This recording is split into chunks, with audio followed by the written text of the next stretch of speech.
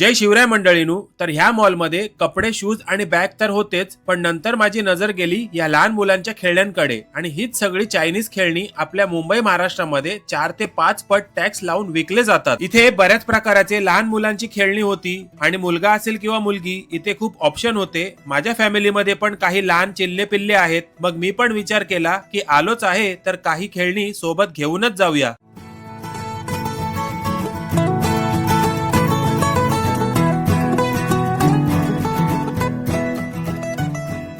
शेवटी काही खेळणी घेतली, जॅकेट घेतला, काउंटरवर गेलो आणि बिल केलं तर खूपच आश्चर्य झालो, कारण हेच बिल आपल्या मुंबईला झालं असतं तर 4-5 हजार सहज झाले असते। सर्व सामान घेतलं, मॉलच्या बाहेर आलो आणि ही बघा दालियांची सुंदर सिटी।